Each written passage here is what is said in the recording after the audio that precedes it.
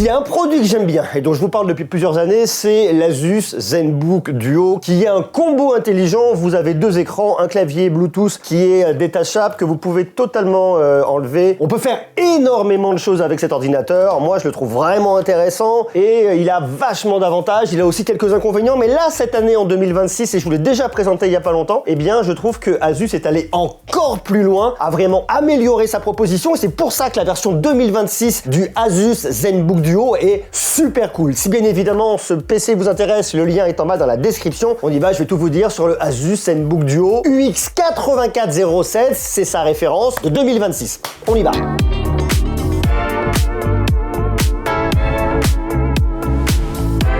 Regardez-moi ce design, franchement il est super joli. Le Asus ZenBook Duo, c'est un combo qui est vraiment intelligent. Déjà, vous avez un ordinateur qui se plie, un ordinateur que vous pouvez emmener absolument avec vous, qui a un poids maîtrisé, il fait 1,65 kg, ça va bien. L'avantage qu'il a également, eh bien, c'est que lorsque vous l'ouvrez, vous le voyez, vous avez un écran de 14 pouces à l'intérieur, ça c'est bien. Écran tactile en plus de ça c'est vraiment cool. L'autre avantage du ZenBook Duo, c'est que lorsque vous prenez, que vous enlevez le clavier, eh bien, vous avez un clavier Bluetooth et vous avez deux écrans qui apparaissent. Deux écrans qu'on peut piloter ici en Bluetooth. Vous voyez, j'ai ma souris qui est en train de se déplacer. Je sais pas si vous le verrez bien grâce au petit clavier Bluetooth que vous venez appaire extrêmement facilement. L'autre truc qui est génial, c'est que comme vous avez deux écrans, bah, vous avez vachement de modularité. Deux écrans qui sont tous les deux tactiles, donc on peut venir faire ce qu'on veut, vous voyez, d'un côté et de l'autre. L'autre avantage que vous avez, c'est que derrière, vous avez un petit stand, ici, là, qui vous permet de le positionner un peu comme vous voulez. On peut le mettre à la verticale, on peut le poser sur un bureau, on peut le mettre un peu comme on veut. Enfin voilà, donc ça, je trouve ça vraiment cool. En plus de ça, et ce qui est vraiment bien, c'est que vous pouvez, en posant vos doigts comme ça, 6 doigts, vous levez et vous allez avoir différentes commandes que vous allez retrouver ici. Vous allez également, en levant un peu plus, retrouver votre clavier virtuel ici. Hop, on range tout ensuite vers le bas. Enfin bref, ce qu'il y a ici, c'est la modularité. Mais avant de vous parler de la modularité, ce dont je veux vraiment vous parler et qui change cette année, en 2026, c'est tout le travail qu'ils ont fait au niveau de la charnière. Et ça change vraiment tout. Pourquoi? Parce que en 2025 et les années d'avant, vous aviez une grosse charnière. Une charnière qui était quand même vachement plus proéminente. Et ce qui fait que les deux écrans étaient vraiment séparés par un espèce de gros bloc noir, une grosse partie du cadre, et ça cassait un peu la continuité entre les deux écrans. Ici, c'est plus du tout le cas, parce que Asus a vraiment très bien travaillé en proposant une charnière qui a été vachement réduite. Elle est beaucoup plus petite, ce qui fait que vous avez une vraie continuité entre les deux écrans. Et ça, c'est vraiment bien. Regardez, vous le posez comme ça, vous avez l'impression que c'est pas un seul et même grand écran. On voit bien qu'il y a une séparation, on voit bien qu'on a la barre des tâches Windows ici, on voit bien qu'on a la barre des tâches Windows également en bas, donc bon, on voit bien que ce sont deux écrans séparés. En fait, ce qui est intéressant, c'est que vous avez deux écrans de 14 pouces et que ça vous fait l'équivalent d'un grand écran de 20 pouces comme ça. Et puis surtout, ce qui est vraiment bien, regardez, je vous le montre là, l'écart a été réduit de 70% par rapport à ce qu'on avait sur la génération précédente. Donc ça, c'est quand même pas rien. La charnière est donc plus fine, elle a été totalement redessinée. C'est aussi un ordinateur qui est plus compact, qui est 5% plus compact. Alors bon, 5%, c'est pas énorme, mais on gagne un peu en compacité et génération après génération, c'est quand même pas mal du tout. Et puis surtout, moi, ce qui m'intéresse, et ça fait quelques temps déjà qu'Asus travaille dessus, c'est le céraluminium. Le céraluminium, on le retrouve absolument partout sur ce PC. C'est un matériau assez noble qu'on va pouvoir définir entre la céramique et l'aluminium, qui a des propriétés de légèreté, ce qui fait qu'en fait le céraluminium c'est quand même assez léger, c'est pas mal du tout, mais qui par contre a les vraies propriétés de résistance qu'on va retrouver sur de la céramique. Résistance aux rayures, résistance au frottement, à l'abrasion, au choc. Alors on évite de le jeter ou de le laisser tomber, mais ce qui est bien, c'est que dans la vie de tous les jours, c'est pas un ordinateur qu'on va venir rayer, abîmer assez facilement. Ça peut arriver, attention, mettons-nous d'accord. Le céraluminium, c'est pas de la magie non plus, mais globalement tel qu'il est là, c'est quand même extrêmement résistant. En plus de ça, le nettoyage est assez facile. Vous prenez un petit chiffon, un petit coup, hop, et vous êtes tranquille, il va être propre. Donc il y a un très gros focus qui est fait sur la durabilité avec ce matériau. Par contre, il existe uniquement en gris comme ça. Alors moi j'aime bien, je trouve qu'il y a un côté très premium avec ce petit gris, qui est très sympa. Vous en avez marre des webcams qui donnent un son plat et une image médiocre? Eh bien vous êtes au bon endroit. Je vous présente aujourd'hui l'Hubspot Tiny 3 Lite et le Vox SE. La Tiny 3 Lite est une caméra PTZ 4K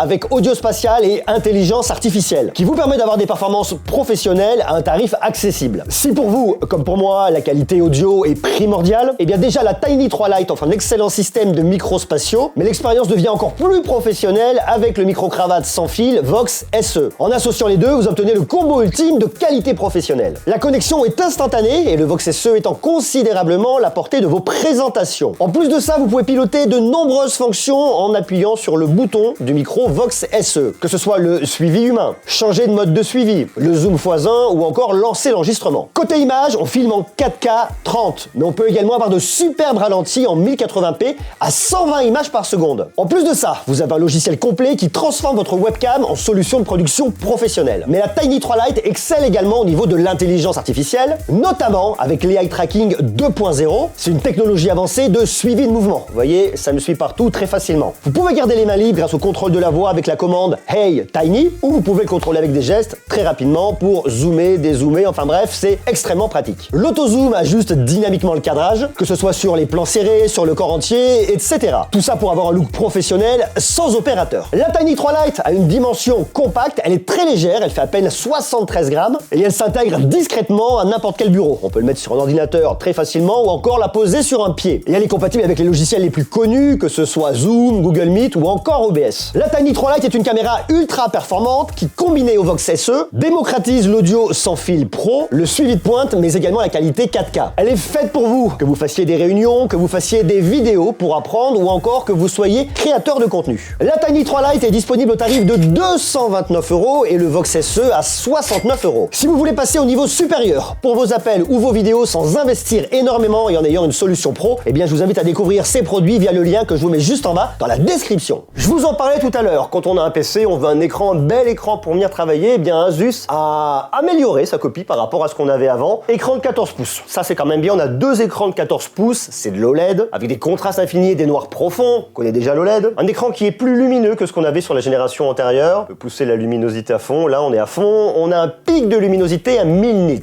contre 500 nits sur la génération d'avant, autant dire qu'ils sont venus doubler la luminosité ici de ce PC. On a donc deux écrans totalement tactiles, on peut venir naviguer extrêmement facilement dans son PC, aller là où on veut, enfin bref, ça c'est à vous de voir en fonction de vos besoins et de vos usages. Des écrans avec une résolution 3K et un taux de rafraîchissement de 144 Hz, donc pour le gaming, c'est bien. Gaming surtout productivité, parce que même si on peut l'utiliser pour venir jouer, on va parler un peu du processeur et de la carte graphique dans quelques instants, c'est pas réellement un PC qui est fait pour le gaming, il est plus fait pour de la productivité et vous le voyez parce que en règle générale, lorsque vous avez un PC, vous avez votre écran, vous avez votre clavier, mais lorsque vous êtes en mobilité, eh bien vous n'avez pas deux écrans, alors que des fois c'est quand même relativement pratique. Moi j'adore utiliser deux écrans lorsque je travaille sur différents projets, lorsque j'ai besoin d'avoir mon IA d'un côté, que j'ai besoin d'avoir un Google Sheet de l'autre côté, ou que j'ai besoin d'avoir encore une autre fenêtre pour venir naviguer, eh bien je peux pas trop le faire, ou alors il faut venir réarranger ces fenêtres en permanence sur un écran de 14, 15 ou 16 pouces, c'est pénible, ça a ses limites. Ce qui fait que lorsque je veux vraiment travailler en productivité, chez moi, vous voyez, je me pose là, j'ai un grand écran BenQ derrière, et ça fait l'affaire et ça me va bien. Ici par contre, ce qui est vraiment intéressant avec ce PC, c'est que vous avez pour le coup deux écrans. Donc ce que vous faites, c'est que vous enlevez le clavier,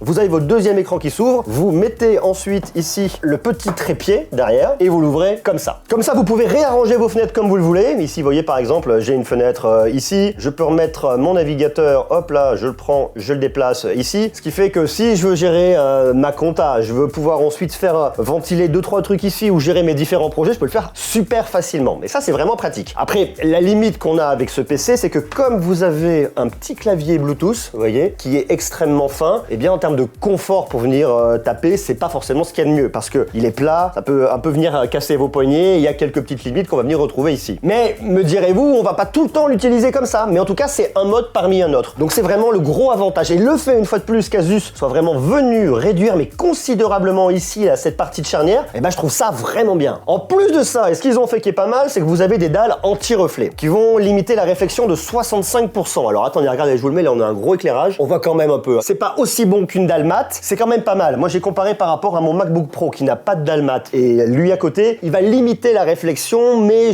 le mieux encore aujourd'hui, si vous voulez vraiment pas avoir de reflet, c'est une dalle mat. La dalle mat, il ne la propose pas sur cet ordinateur, c'est un peu la limite. Peut-être que ça arrivera en 2027. Donc là, regardez, j'ai mon ZenBook Duo, ici j'ai un MacBook Pro 16 pouces, luminosité à fond, ici, luminosité à fond, ici, et là vous regardez, donc là vous voyez bien ma lumière qui est juste derrière, donc là je me décale, là, je suis toujours sur le ZenBook Duo, j'arrive sur le MacBook Pro, vous voyez vraiment l'effet anti-reflet, c'est quand même beaucoup plus prononcé sur le ZenBook Duo que ça ne l'est sur le MacBook Pro, tout en sachant ici que j'ai pas une dalle mat, j'ai une dalle brillante. Donc vous voyez que l'anti-reflet, il est quand même pas mal efficace. Par contre, c'est un écran qui est certifié Pantone, qui est certifié par Tove Rainland, lutter contre la lumière bleue au niveau matériel, qui a du Dolby Vision, enfin bref, c'est vraiment un écran sur lequel on peut compter lorsqu'on veut venir travailler en tant qu'infographiste, travailler sur différents projets, enfin bref, là-dessus, il n'y a aucun problème. Il y a un autre truc, moi, qui m'intéresse, c'est la partie audio. Vous avez 6 haut-parleurs. 6 haut-parleurs avec 2 haut-parleurs en façade. Des fois, on vous dit, vous avez 6 haut-parleurs et la qualité, elle est pas folle. Ici, elle est vraiment pas mal du tout. On va se mettre un petit peu de son, vous allez écouter. Donc là, je vous mets un peu de son d'une autre vidéo que j'ai fait. 570. Comme ça, vous entendez. Pour pour les analyser correctement.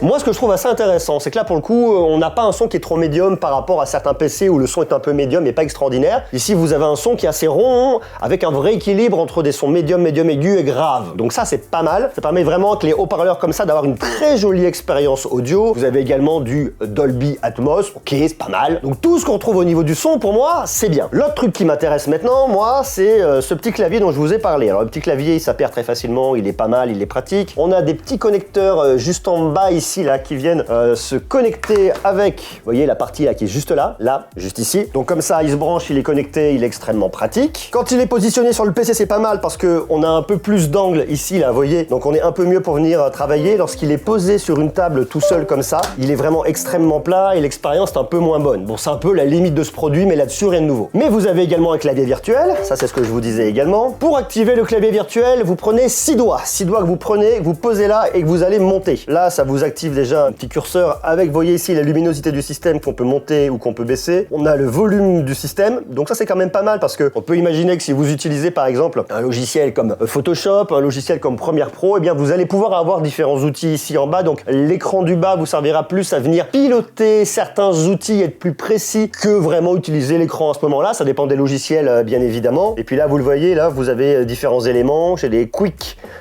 key, couper, coller, etc.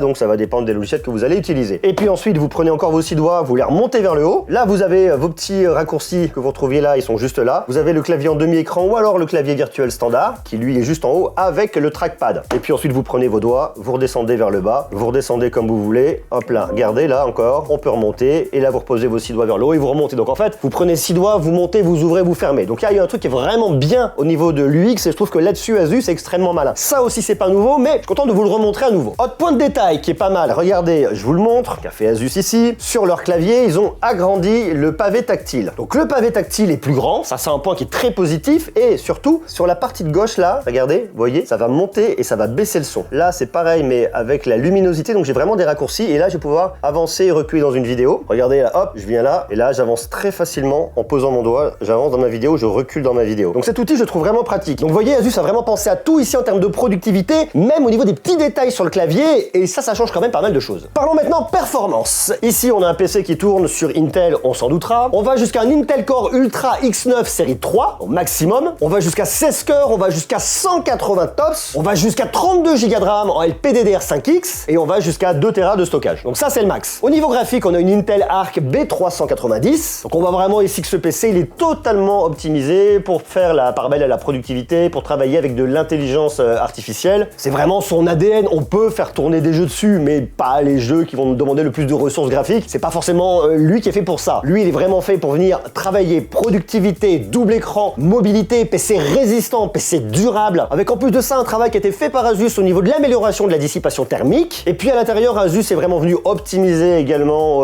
sa batterie, par exemple. Vous avez une batterie de 99 Wh qui est répartie en deux cellules distinctes. Voilà donc un système à double batterie. Ils viennent vraiment travailler l'architecture interne du ZenBook Duo. Et puis bien évidemment avec une charge rapide, vous lui rajoutez 60% de charge en seulement 49 minutes. Bien évidemment ici le bloc de charge est inclus. Et ça c'est cool. Côté connectique, regardez, on trouve ici de l'HDMI 2.1, on a de l'USB-C Thunderbolt 4, ici, pas mal du tout. On a une prise jack 3.5, donc ça c'est le côté gauche. Si on va de l'autre côté, on va retrouver le bouton pour l'allumer, pour l'éteindre, une autre prise USB Thunderbolt 4 et une prise USB-A 3.2 Gen 2. Le truc qui est pratique toujours dans l'idée de la productivité, c'est que vous pouvez brancher grâce aux prises USB-C Thunderbolt 4 deux moniteurs 4K 60 images par seconde. C'est déjà pas mal. Donc là ça vous fait un truc assez dingue, c'est-à-dire que vous avez déjà deux écrans qui sont ici, c'est énorme. Et lorsque vous êtes chez vous au bureau, vous pouvez rajouter encore deux écrans. Donc là en termes de productivité, c'est un truc de ma boule. Alors on peut mettre soit deux écrans 4K 60, soit un seul écran 8K. À vous de voir. Alors laissez-moi vous montrer les modes, parce que ça c'est vraiment le truc qui nous intéresse. Ça, c'est le premier mode, c'est-à-dire que vous l'avez comme ça en configuration PC de bureau, un peu classique. Ordinateur portable. Vous l'avez ensuite en double écran sans le clavier, c'est-à-dire que vous l'avez comme ça en double écran. Je vous l'ai montré avec le clavier virtuel. Donc là vous avez votre clavier, vous êtes quand même relativement peinard. Vous l'avez ensuite avec le double écran en ouvrant ici là, vous le positionnez comme ça et vous le mettez avec l'angle que vous voulez et vous avez ensuite le clavier Bluetooth qui est juste là. Donc ça c'est la troisième possibilité. Vous pouvez ensuite l'utiliser en PC de bureau, c'est-à-dire que vous le prenez hop et vous le faites tourner, voilà. Vous le posez là, vous avez deux écrans à la verticale, vous êtes pas mal non plus. Donc là je l'ai en mode PC de bureau, je vais avoir deux fenêtres verticales avec mon clavier devant. Et Et puis ensuite, j'ai le mode partage. Le mode partage, je prends mon clavier, je l'enlève, et dès lors qu'il est ouvert au moins à 175 degrés, et bien ici, on me propose le mode partage. Voilà, le mode partage qui va être cloner, retourner, ou alors étendre, non à faire, cloner. Ça veut donc dire que je vais avoir la même chose d'un côté et de l'autre. Par exemple, j'ai un interlocuteur en face avec qui je veux travailler, et bien je vais lui montrer ma présentation, lui il la verra en face de lui, ça évite d'être tous les deux collés devant le même écran. Regardez, c'est vraiment une recopie, hein. Je prends, hop, j'ouvre là, je vais venir faire des choses, ben lui verra exactement la même chose en face. Donc ça c'est le premier mode de partage qui est pas mal. Et puis le deuxième mode de partage, c'est qu'on va venir partager l'écran, mais on va pouvoir venir travailler chacun de notre côté. Si par exemple, moi je travaille sur un élément, j'ai quelqu'un d'autre qui travaille sur un autre élément en face, on partage l'ordinateur en deux, on a les mêmes ressources bien évidemment, mais par contre on a chacun notre écran et on peut bosser chacun de notre côté. Bon, ça a des limites, on peut pas aller non plus trop loin, on peut pas non plus avoir des logiciels trop gourmands d'un côté et de l'autre, mais pour la productivité, c'est quand même vachement malin. Bien évidemment, à l'intérieur, on a un Windows 11 famille, on a du Wi-Fi 7, et c'est un PC qui est disponible à partir de 2999,99 €, 3000 €, soyons clairs. C'est un très joli PC. La question c'est, est-ce que cet ordinateur est fait pour vous? Pour moi, ce PC, il est fait pour toutes les personnes qui ont besoin d'avoir des grands écrans en mobilité. Si c'est votre cas, si vous êtes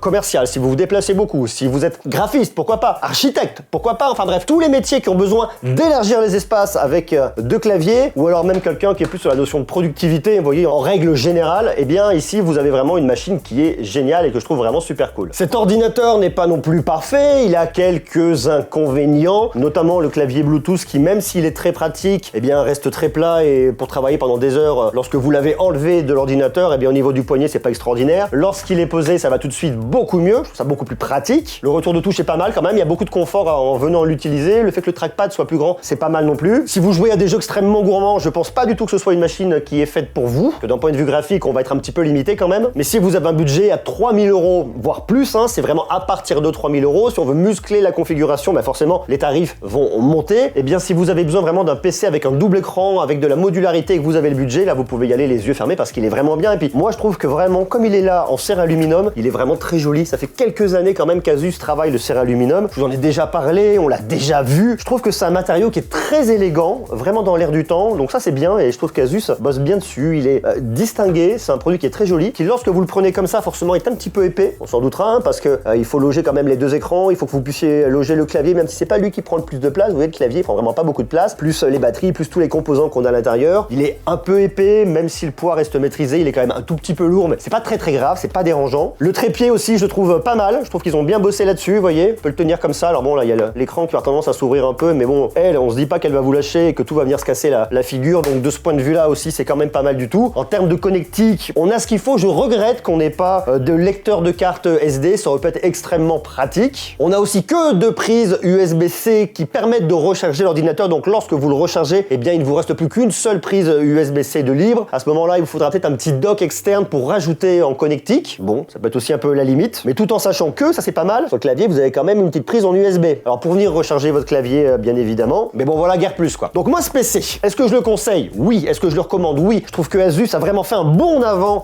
cette année en 2026, mais ils n'avaient pas une évolution qui était aussi intéressante que ce qu'ils proposent cette année, avec cette charnière qui a été totalement redessinée. Donc pour moi, s'il y a un moment, vous posez la question de changer votre PC et que le Asus ZenBook Duo vous aide l'œil, et ben c'est en 2026 qu'il faut y aller parce qu'il est vraiment extrêmement élégant, la charnière est encore mieux. Et ça c'est un gros oui. Et d'ailleurs, tiens, puisqu'on parle de tech, foncez voir cette vidéo, elle est aussi très cool.